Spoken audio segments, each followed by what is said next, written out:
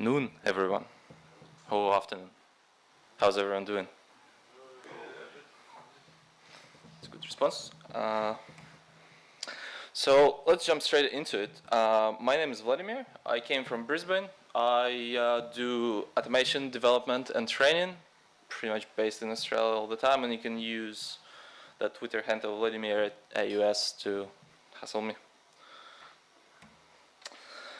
So what this presentation is about, who is it for? So the audience is for this presentation, as I pointed out on the website, is beginners. So I'm actually, one thing I'm trying to do is to sell you continuous integration and explain what it is. But also I collected a bunch of tips and tricks that from the last couple of years I've been working on different projects with different companies, and I put them together to give some ideas if you are running continuous integration or deployment one way or another and thinking about how to extend it or make it easy. And the third thing it's going to do, it might cure headache if you have one.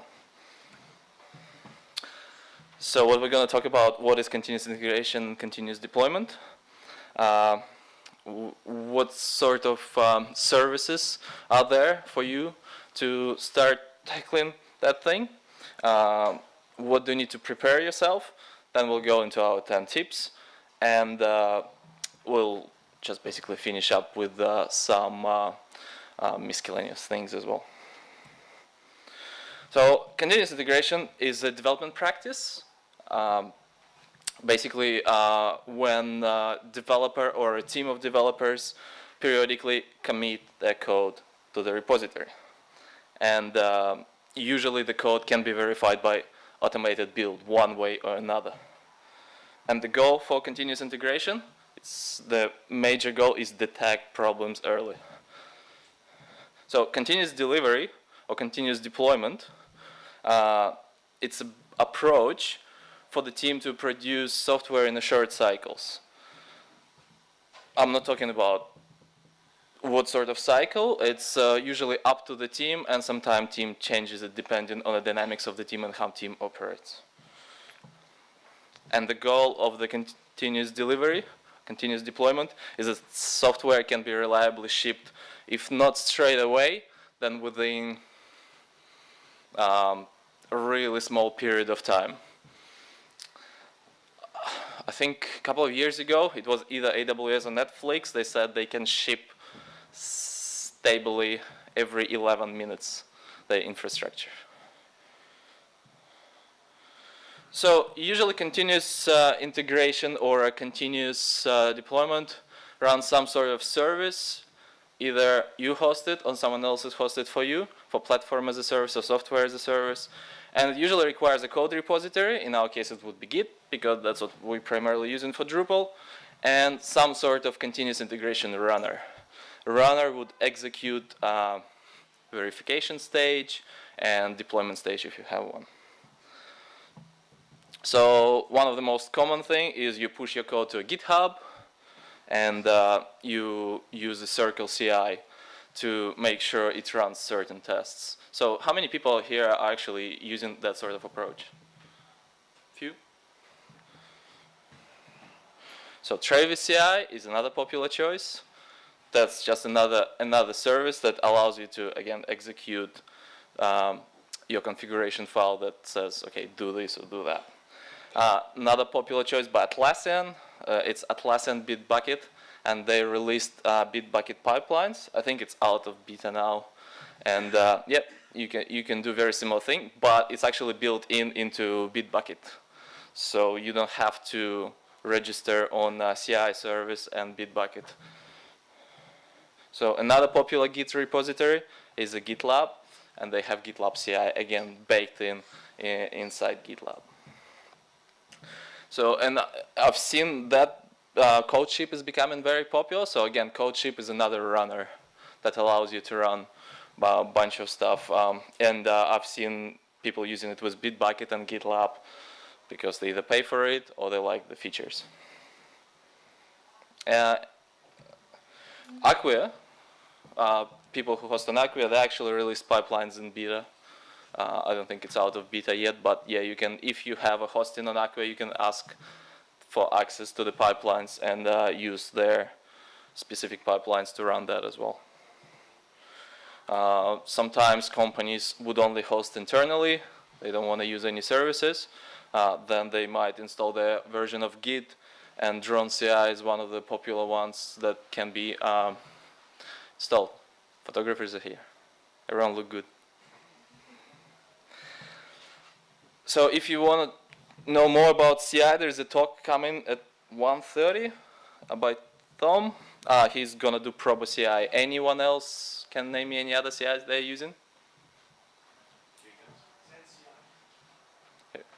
What was there? Jenkins. Zen CI? Never heard of Zen CI before. Good.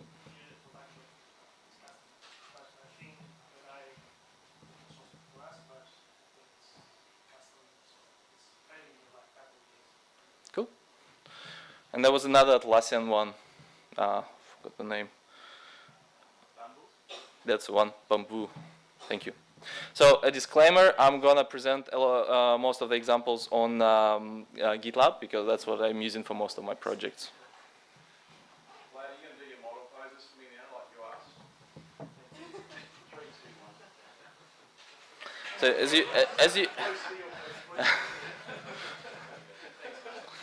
as you can see here, here's the example of the actual pipeline, the pipeline that executed on a particular code. So, and it's broken into stages. So you can see columns are actually stages. So linting column on your left, and then it goes Drupal stage, hosting stage, and deploy stage. That's one of the examples of the pipeline that actually runs through. And we're going to go through those stages, so don't worry about it. And yeah, explain what actually happening there. As you can see in the first column, there's a lot of things happening, and that's where I do a lot of checks before code goes anywhere else. And the idea of the pipeline is actually make sure your software, again, is shippable. You need to decide what shippable means and how you actually do that.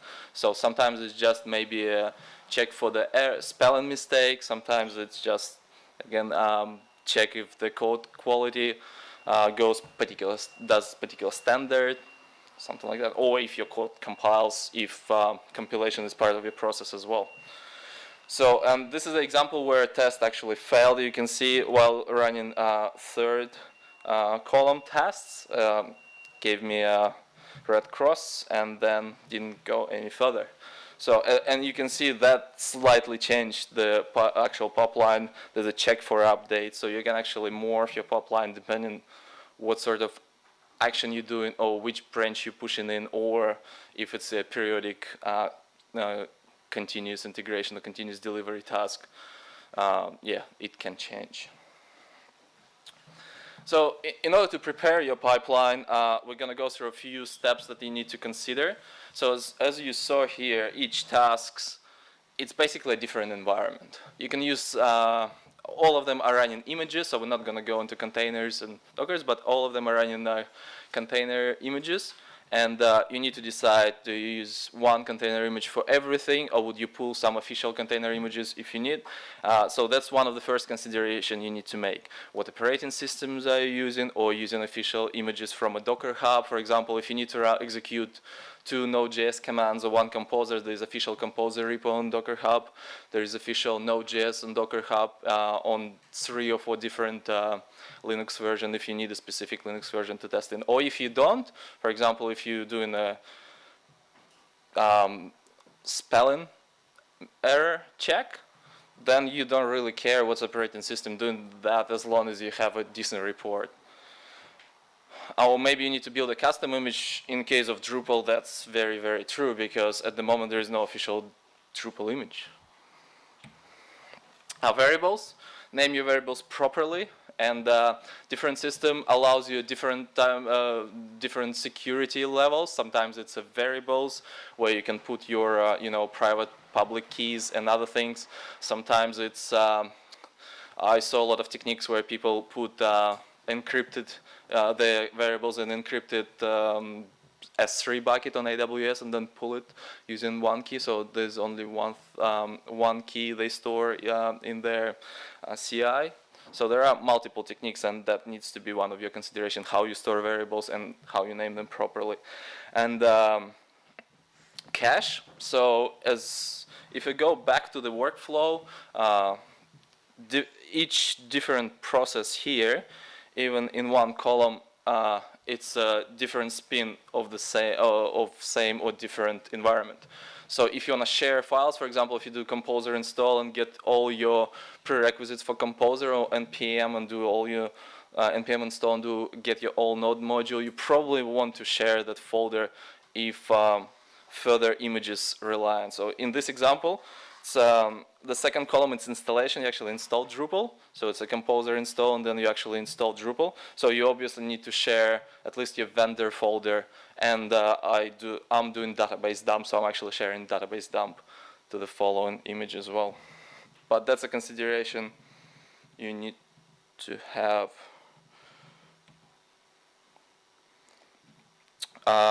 And dependencies that I just talked about. So you might need to consider that you need to download a bunch of stuff. So how do you do it? Sometimes good Composer practice, you actually build a custom image with Composer Cache and get a lot of your modules in the Composer Cache. That's what I do. That saves about 10 minutes of work. So rather than doing Composer install on a blank image, you do Composer install when you're creating your image.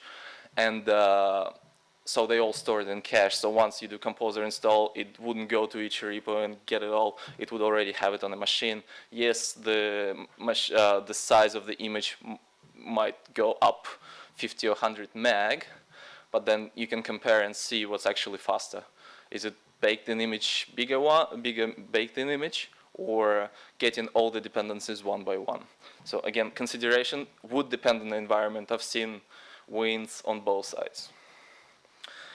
And the services. So obviously when we run checkspal, we might go to a third-party service, authenticate with them. If we running our Drupal, obviously we need a database. If we're running our end-to-end user, we need another image with Selenium running there. So those things as well, you need to investigate those before start running your CI environment.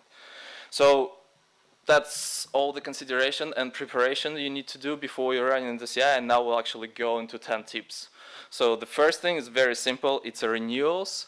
We always forget our renewals. I mean, the emails coming in, but we might forget certificates, subscriptions. A lot of services now offering the service where you can actually query the date, and the easiest example is your SSL certificate. So you might fail the environment if your SSL certificate is expiring within a couple of days or a week or a month. So depending on the what's your requirements are like. So here, example of a config of actually checking for SSL. That's what CI would return, and then you can see when your certificate starts, expires, and do you actually need to renew it.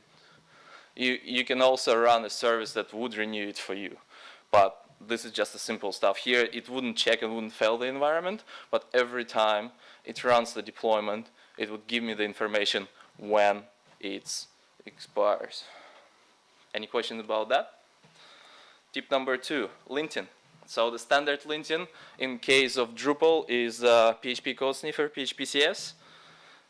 Does anyone know what it is? Doesn't know.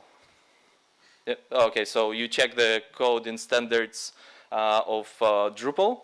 There's a file, configuration file that ships with Drupal for PHP standards. There's a configuration file that ships for JavaScript standards as well. So you can actually run ESLint command for your JavaScript and PHP CS command for your PHP code. So what I do, I usually run it on custom modules, and if it fails, it returns me something. So here's an example of configuration of ESLint and SASLint. So all I do is using official node image Alpine, which is like 30 meg. So pull it in. I do npm install because npm comes as a part of the image, and then do just few things for terminal, and then I run ESLint for web, so for all my custom modules and a theme, and then I run ESLint for test folder because I write test in JavaScript. And the sasLint is very similar, but I have a custom bash file right bottom line, so it goes bash lint npm sas. And for example, here's a good example of when ESLint fails and gives me an error that there's a missing space before function parenthesis. So it can be very similar to Drupal, PHP stuff, if you're writing a class, and if you're using your Drupal global object, it will actually complain because you can't use Drupal global object inside the class according to a standard. So it would work, but it's not up to standard. I also do additional linting, so code spelling can be one of those things. Drupal 8 configuration. For example, I have a specific rules for naming blocks, machine name IDs, or sometimes for the client I like to prefix the fields with a client name. So, or client, I don't know, 3 letters that identify the client, that it's actually field used by this particular client. And you can have a bunch of those there. So if you have a specific naming conventions for a configuration, you can actually check for them, because people do check in stuff and forget, or when the new person comes in, instead of actually spending your time and teaching them, saying, okay, that's how we name blocks, and you name your block properly, so it's basically wasting your time during the code review, you can put it all in there. Naming conventions, if you have a very, we had to write once to make sure people don't put the article in front of the variable name, because that was an issue. So some fun examples. And also shell configuration. So sometimes the actual linting command, or the command you run, not necessarily returns an error. It might return a warning, or it would just return you some information. So as in example of renewing your certificate. And this is where you would use the bash script to add an extra functionality to check the date or compare it, something like that. Any questions about number 2? Yeah, what tool do you use to link your configuration? To Link the Drupal configuration? just bash scripts, just pure bash scripts. So from the top of my head, the only thing I run is a block. Block name should start with a theme machine name, and fields should start with a client prefix. That's 2 things I run, but it would depend on the project. Sometimes there are a bit more requirements, but that's a simple example. Yep. So code quality. Once you ensure that there are standards, you might use some extra tools, and I'm gonna go through those tools which you can use for code quality. In PHP Storm, you can click and just do analysis. There is a Symfony plugin. You can do Symfony analysis. You can do a bunch of other stuff. Anyone using specific tools for code quality assurance, calculating complexity of your code? None? Good. So one of them is PHP metrics. So this is just the Symfony extension, so you can add it to your composer file, and it returns 2 things. It actually returns you the report in CLI in your command line, and it also returns you HTML report if you want to do it. And you can see here there is one error in this particular example. It gives you a cyclomatic complexity. It gives you a bunch of official statistics where you can actually see if your code is heading right or wrong direction. So if you start getting, that's I think on the next slide, but yeah, it gives you like average numbers, how many lines of codes. Good example is it fails you when your class, for example, becomes a God object. So it knows everything. This is where you usually use like a lot of these Drupal things instead of dependency injection. So stuff like that. So once you dig a bit deeper into the PHP, object-oriented PHP, this is where tools really shines. So here's an example, blob God object. address plus widget knows too much. So I'll obviously put either a lot of dependencies, and it has a benchmark, so certain numbers, thresholds you can actually change if you want to. And you can see it says probably bugged, so there's not enough code coverage, or test wasn't written, something like that. Again, it gives you a nice output as a CLI, and I fail it only when there is critical or error. You don't have to fail if you think it's okay, or maybe you just got the very poor code. So again, you don't have to fail, but then every build you can see if it's improving, and later on you can actually build a report and see if your code is improving once you took over and actually give this report to the client, which is always nice. Another tool is called Climate. They run as a service that you need to pay for, but they also have a bunch of free tools on GitLab. It also gives you reports like, you know, maybe code duplication is one of them. Anyone using Code Climate? Haven't used on PHP or Node? No. They do have some interesting reports, but I didn't really dig that deep into this one. But again, there are free tools from them. It's GitHub, Code Climate. So the unit testing. Drupal 8 now has PHP unit. And simple test is also there. So you can actually, for your custom modules, you can run the files and fail again if PHP test fail. There is a PHP unit configuration that comes with Drupal 8 installation. And there was also a session yesterday on how to unit test your code in Drupal 8. So once the session's up, you can go and check it out and see what you can do with it. But you can also, again, include it as one of your steps.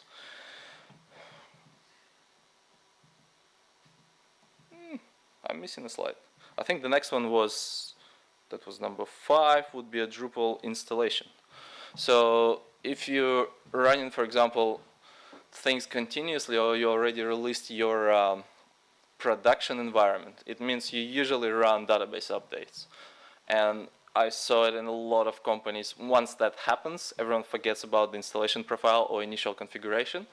So once I get the website, the first thing I do, I'm actually trying to do drush site install, and in many cases that would fail. So this test would actually ensure that this is not the case. So it's always good to have something for something to make sure that part of your configuration of modules and installation profile and configuration is actually installable, because sometimes it can be clashes, sometimes dependencies are missing. We know features are quite a buggy module when it comes to, you know, doing that. So it's that's one of the tips I would have, is actually make sure you can install your current setup from scratch. So just a question. Yep.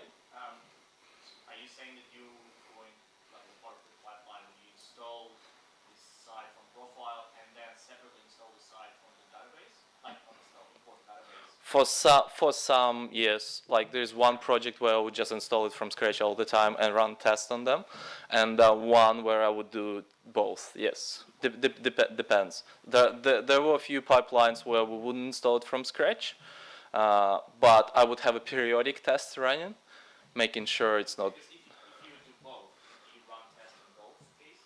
Like Yeah. Yep. Well, it depends. At the moment, one project, the whole test suite runs for 55 minutes. So you need to allow 55 almost multiplied by 2 to make sure. So if you have that time and you can do something else in that time, yeah, you would do that. But yeah, again, it's what's your priority. If I would go first, what's more important or easy, if you just install it. So installing from scratch is easier than trying to get the database into your CI and roll it off. And so you might start there and then improve on actually going further. Any more questions? So, and basically CI returns a bunch of stuff depending on which, how much composer stuff you want to see, and basically it says, congratulations, you install your Drupal. Right, so that's Drush running in CI. So that was number 5. Number 6, end-to-end testing, one of my favorite things. So it's a user-like testing. And it's Selenium-based stack, so either you use Behead or something else. I use Nightwatch.js stack, so it's basically a wrapper around Selenium, because we need a wrapper around Selenium. If anyone wrote a pure Selenium test before, they know why. It's, yeah, it's bad. And the idea behind end-to-end test as opposed to unit test, it tends to mimic user thing. And this is the perspective I want to really concentrate on in regards to the end-to-end testing. So when we're talking about user testing, we obviously not saying, okay, I'm a user, I go to Google, and if I want to search, I type the search every time into my address bar, right? So what do? You type it in the search bar, and then you click. So that's the mentality you should have when you actually write in your end-to-end testing, and I like to base them on the user stories. So that actually helps me to create the user stories that are not useless, user stories that actually mean something and can go into test, so you can actually test user story. And it can provide a comprehensive report. I'll show you why there. And you can run either one particular test. That's how I like to approach end-to-end test as well, because when we first started, it was sequential, so one of the tests cannot be executed before another one. But eventually, I completely got rid of that model, and now every end-to-end test I run, it's standalone test, so you can actually run it by itself. You can run it as a group, or you can run it as a whole suite of tests. So what I mean by that, here's my issue board. And if you look in the review, there are a couple of stories. As an internal user, I should see company details title instead of your details when creating a project. So it obviously refers to a particular role, and changing the title, very simple test. And you can see how you can actually test it. You go to the company details in whatever we're referring to, your node. In this case, it would be project, and check if for this particular role it's this, or for other particular roles that. Again, very simple test, but you can see if it's a client requirement, and the test goes and tests it. That's pretty good. So, and this is the output of it. This is output of CLI. You can also do the HTML test. Sorry, there was a question? No? Yep, so you can see how output of the CLI can show you if it all ran fine, or if you didn't find a particular HTML element. So why is this important? This is the example of the test. So again, very simple test, and it's all in JavaScript. So why is this important? I was updating a couple of projects to Drupal 8.4. So straight away, when I said, when I updated my composer, I went from 3.4, bunch of tests failed. So the first issue with Drupal 8.4 was that once you create a view and put it on a page with a node with a contextual filter, that failed in Drupal 8.4.0. And you know that straight away. There was already a patch issue. It's not in the core yet, so I think in some cases it still fails, but it's not failed in all cases. So actually I was lucky enough in my case, so I had a node with the views with the contextual filter, and that failed. So that was the first one. So when I fixed this one, put the patch in my composer, then I started having issues with the menu, drop-down menu. Any guesses why I was having those? Drupal 8.4 updated to jQuery 3.0, breaking a couple of Bootstrap templates. So one of the templates that was broken was drop-down menu for the Bootstrap, and that was an issue. And it was an issue, I think, on most of the sites. So we fixed those. We shipped 8.4, and on one of the projects, what we didn't test actually going into the administration area. And once we went to administration area, we realized that migrate tools are also broken in 8.4. So then we wrote a test that actually admin logs in into your Drupal as a part of this installation and goes to migrate page and see if it fails. So basically I found at the moment, again, I migrating from 8.3 to 8.4, updated. I found 2 out of 3 issues that I had problems, and 2 of them were detected by this pipeline. So that's why in this case it's really paid off. Rather than shipping it and then client coming back to you and saying, hey, can we do something about drop-down menus? you probably don't want to see that.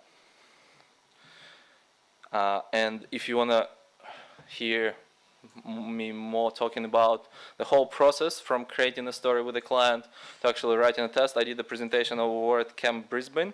I think that should be live, but I actually haven't seen the video yet. If not, just ping me, but the presentation should be there. It's basically 40 minutes me blubbering about user stories, making it into the test and why it's important.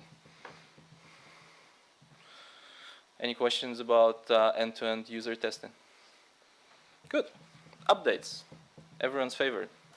So because now we're running the environments, even like CI has a bunch of environments in them. You want to know, for example, in terms of environment update, if it's run on the next environment, if you build in a custom image, if your operating system, if next Ubuntu is actually supported, or if the next Red Hat or Debian or whatever operating system, if you're digging to that level. For example, if you're releasing your software on AWS by yourself, you probably want to know. So that's a good place to test the updates as well, find out about updates.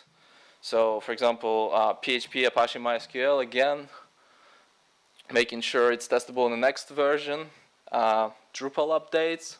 I actually fail my pipeline and there is a security update and it goes into one of the 3 major branches, dev, UAT, or production. If it goes there and there is security update, I won't be able to release it until the security update is fixed. Composer updates, also if you put composer outdated or composer update -- dry run, you might see some information that some Symfony components are updated, which you probably wouldn't know otherwise. Tip, as I said, I'm failing Drupal updates if there is a security issue. The user knows straight away when it's running.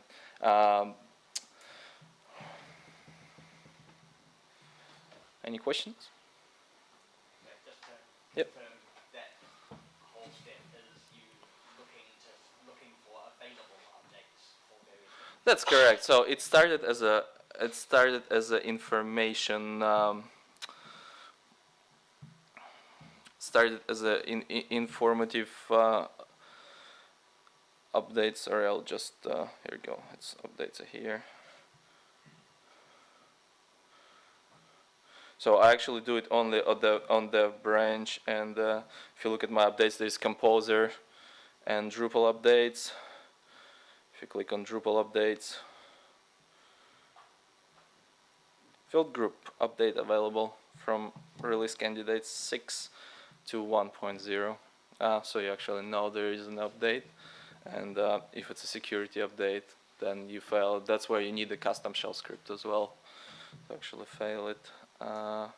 As in terms of Composer, I think I run just on this project. I run Composer outdated. I run both. So I run Composer outdated, which gives you a bit more information in regards to all of your dependencies, and then I run Composer update dry run just here, and it actually gives you the what can be updated.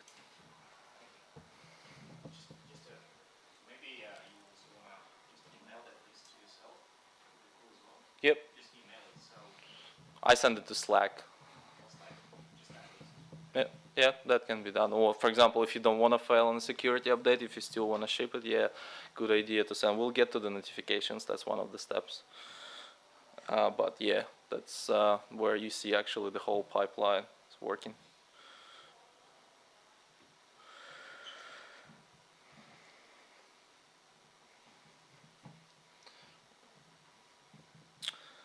Okay, next one is notifications. So you can do notifications to your email. The way I do it, actually, email, I plug in into the Google Cloud API and just send it through my Gmail, because there is a bit of, or you can get one of the images that are preset, but then again, you need to share some of your credentials, maybe with an image and send email like this. I didn't find while I'm using Slack, I didn't find a very elegant and quick way to actually email stuff.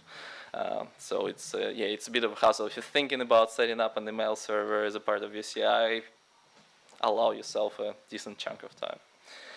Chat, so our all favorites. Slack, HipChat, FlowDoc, anything else anyone uses? Zen something. Issue tracker, so we send notifications to Jira as one of the projects required. Maybe put in some automated comment as part of Jira API, but then again you need to know Java to write something custom, so how important this update on Jira or issue tagging on Jira or something like that, so it's up to your requirements.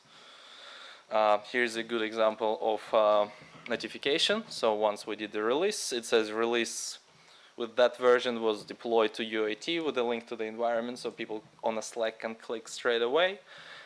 Here's a GitLab release notes. We'll get to release notes a bit later, but what we did here as well, we actually tag the issue with the release and provide a link to Jira, so it would actually group all the issues as release notes. So instead of actually generating release notes, you can send them a link in Jira where say, show me all the tasks with this tag.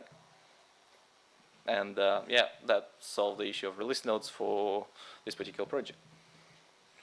Any question on notifications? Artifacts. So we're going to look at the 3 artifacts that you can produce: logs, release notes, and test reports. So we touched based on them, some of them here and there, but we'll just look a bit deeper. So logs, I don't know anything with logs, but there are a couple of services that allow you to push the logs. And it's a very good idea if you are setting up your own environments. So if you're not running on Acquia and you want to see what's happening in the logs, Sumo Logic, I think Acquia uses actually internally Sumo Logic, so you push it in there and you can analyze it. You can run, there is a special query language, you can run logs on, you know, pretty much all your stack, depending on what you're running. Alternative would be Papertrail. I've seen that done quite successfully on AWS deployments. University of Queensland in Brisbane using Papertrail quite successfully. Again, very similar concept. You need to pay for it, but if logs, like if you are investing to your environment, maybe you should also invest in the, you know, knowing what happens before client finds out or stakeholder finds out. So, which is again, if environment is your thing. Release notes. So there are no really standards on how to do release notes. I like to automate that process because for anyone who did the release notes manually, you should know how long it takes. Like even putting together all the issues that were in. I run a very strict policy on what sort of merge request messages you can put in, and usually the issue actually embedded into description of pull request. And this allows me to run the script that generates release notes like that. So in this particular case, the link you can see for each issue, for example, number 14, number 194, that links directly to GitHub board. And you can click on each individual one and see what was the story about this story. And again, as I said, I like to run stories from start to finish. So here you can send this change log. You don't have to just keep it, you know, for development's sake. You can actually send it to the client, to your boss, and say, hey, we released issues 193 and 194, which makes no sense to your client, but when the client goes and reads, oh, registered user 1C complete document with this data from a Salesforce, they're like, oh, okay, that can be tested. So you actually don't have to tell that to the client. You can actually can just email and send it to Slack and they can see that. Oh, here's an example where the issues actually linked to Jira. So there's this particular one actually linked to Jira. I do them as a part of the code commit for a couple of projects. So when the thing is run, it actually commits with the tag, the release notes. And the last thing, it's a test report. So I showed you end-to-end user testing. Again, you can package them up and say, here's a test report for the last environment release. So we might release 3 issues, but how did we go with the other ones? Or, for example, client really wants to release new features. You broke something in, but this whatever broken is not important, client still can say, yeah, that's fine, can you modify the test so we can release it? And then we'll write a new story to fix it later on because some things changed. Or you would indicate to the client, okay, these changes broke something, so we might not be able to ship, again, depending on how severe it is. So again, here's our set of our tests. We can package them nicely into some HTML format, or for one of the projects I can actually do like a CSV file on a Google Cloud, Google spreadsheet, and send it to the client because they need to run whatever they need to run and show it to their bosses. If you want to know more, there was a talk yesterday here by Simon Cooper and Christy DeVrier. They were talking about logs and how to actually go through the logs, how they do it in Acquia, and what main things to look for. So you can check it out when it's released. And the last very important bit is deployment. So you actually, in the end, you want to push it to somewhere. One part of the project, I'm pushing it to Acquia. So usually what I do is every dev release pushed straight into the dev branch, and then we might have two or three more branches, so which are triggered by merge request, for example. So if you do dev to UIT as a merge request, it would regenerate a new release nodes for particular UIT, because UIT obviously was released somewhere, and gives you a chunk of the release nodes together for different environments as well. Same as updating the version. So here's a quick example of doing deployment. So I'm taking efficient Ubuntu image, adding SSH agent git and curl, logging in into Acquia, and send the curl to the Slack. That's what I get. So no more logging in into Acquia, no more pulling the code. If it fails, then I would go and log in and debug. But before that, why do I actually need to spend time to do that?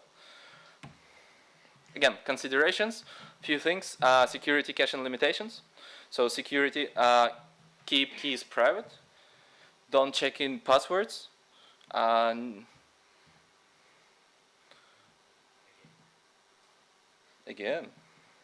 And Nick gave a talk yesterday about can you keep a secret? Check it out again if you want to know more about the security of your releases. In conclusion, CI helps us detect the problem early. CD, the software can be reliably shipped soon, if not now. And in the end, we're all doing that to save time and actually make sure we concentrate on things that matter rather than on things that actually tedious and long, like release notes and pulling the code and trying to build it and all that stuff. So with that, I would tell you go and automate your environment. Have a good lunch, have a good the rest of the conference. Are there any questions? Yeah, there's one question. Yep. Sorry, the agent scripts that you've got, are they open source? Or are you planning to open source? Sure, but I don't see the need for, I didn't find that. Like generation of logs or release logs? They all different, like, because the stories live in different places. So GitLab board versus Jira board. So once I see the pattern, I would be happy to release it. Or if you have a particular issue, I can give them for you. But there is no. The problem is there is no general thread, general strain. I can see that I can say, oh, yep, that would solve it for like multi environments. And release notes, they're tricky this way. So I'm still trying to pinpoint the generic way to do it so I can easily apply it to the next project. There's still a bit of a modification for shell scripts or for connecting to the next issue queue. Anyone else? Maybe related, if you're able to point to any examples of CI runners, and obviously you usually get that CI. There's Acquia got pretty good docs there. Yeah, GitLab is actually just GitLab. I'll update it for the GitLab CI. They got quite a comprehensive guide. It's a bit hard to find, I'll tell you that, for GitLab. But once you find it, it's a very good example. They actually have an example of PHP environment, example of Ruby environment because they're Ruby house. They have a quite, actually the real life examples they're using themselves. They're using GitLab to release a GitLab, which is always a good stuff because Jira doesn't use Jira to release Jira. Now, and there are a couple of articles. There's a Netflix tech blog, which they do talk about it stuff. I'll post it all online today, so don't worry about it. Taking the photo of it. Yep. But if you have any other specific questions, just let me know. Maybe one last question, if I have one. Yep. Sorry, are you using or have you considered using any visual regression testing? Visual regression testing. What I mean is there's open source tools like Brave. So what it does, it actually takes screenshots from your production environment and the screenshots from your, let's say, tab and compares them. Yep. So you can see if there's any deviations. You can react on that with that tests. So my setup with Nightwatch Selenium, Selenium has the ability to do the screenshots. So you can then hook it into the, there are quite a few services that compare the images. I just find myself usually at the stages where client changes everything dramatically and that breaks it. So they're like, yeah, we want to move everything here. So I usually don't stay on the projects that long where the shift of the, of the 10% actually matters. Because every week it changes like 75 to 95% visually. And then again, I usually do web apps, so the visual stuff is not matter. But there are two, Browser Stack and Sauce Labs. They do that automatically as well as a service, so you can actually push stuff there. They have a Selenium setup. You can do that with them. They also record your video, which I find, if your client is very visual and a lot of visual stuff, sending them periodic videos as a part of the release notes.